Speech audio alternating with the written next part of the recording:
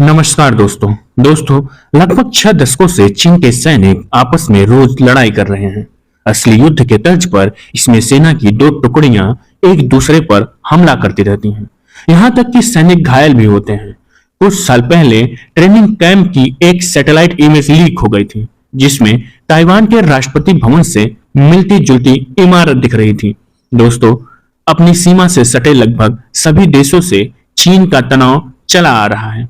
Taiwan इसमें सबसे ऊपर है। हाल में ही देश ने आरोप लगाया कि चीनी लड़ाकू विमान उसकी सीमा के भीतर घुस आए। ये आरोप पहली बार नहीं था। अप्रैल में भी ताइवान ने इस पर नाराजगी जताई थी। चीन अपने बॉर्डर फैलाने को लेकर काफी आक्रामक रहा है। यहां तक पीपल्स लिबरेशन आर्मी के सैनिक रोज असली लड़ाई की नकली प्रैक्टिस करते रहते हैं, ताकि वाकई में जंग छिड़ जाए तो चीनी सैनिक किसी से कम न पड़े।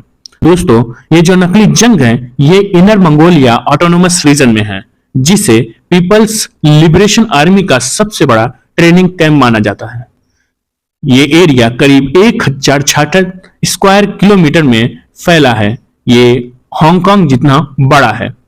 इसे जूरिये ट्रेनिंग बेस कैंप भी कहा जाता है। वैसे तो साल 1957 में इसे टैंक ट्रेनिंग बेस की तरह तैयार किया गया, लेकिन फिर चीनी अधिकारियों ने तय किया कि भीतर की तरफ होने के कारण ये ट्रेनिंग सेंटर हर तरह की लड़ाई की ड्रिल के लिए सबसे सही जगह है। इसके बाद इसे हाईटेक युद्ध के मैदान की तरह डेवलप किया गया। दोस्तों, यहाँ मैदानों में ही सैनिक नहीं लड़ते, बल्कि पहाड़ों और रेतीले इलाकों में भी लड़ाई की प्रैक्टिस चलती रहती है।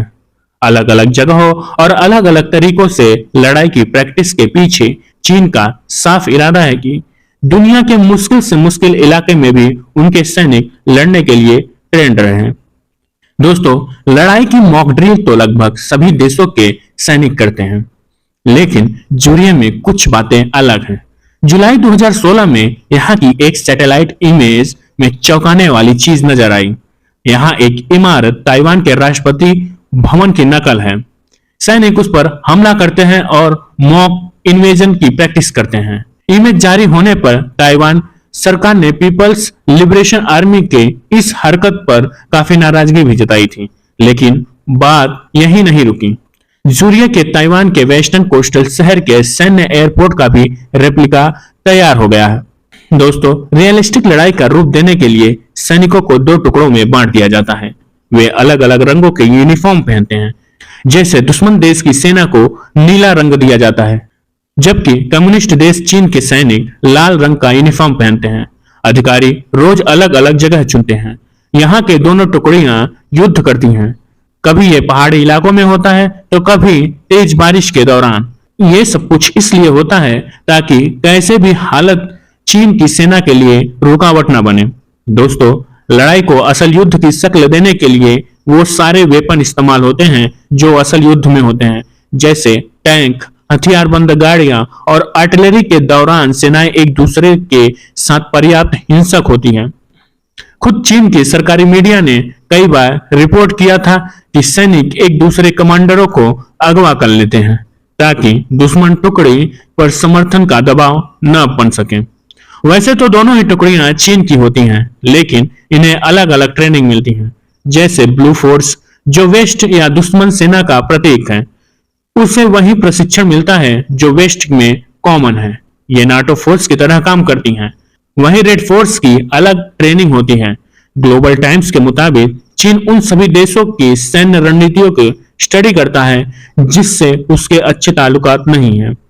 इसी हिसाब से अपनी फौज को ट्रेनिंग देता है। दोस्तों, जीतने के लिए चीन पर किसी भी हद तक जाने के आरोप अक्सर लगते रहे हैं। अमेरिकी नेशनल इंटेलिजेंस ने करीब 2 साल पहले आरोप लगाया था कि चीन अपने सैनिकों के जीन्स में बदलाव कर रहा है ताकि उन्हें ज्यादा क्रूर बनाया जा सके।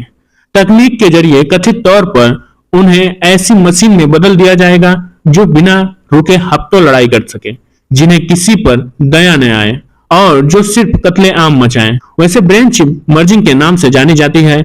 इस तकनीक पर चीन अकेला घिरा हुआ नहीं, बल्कि कई देश एक दूसरे पर आरोप लगाते हैं।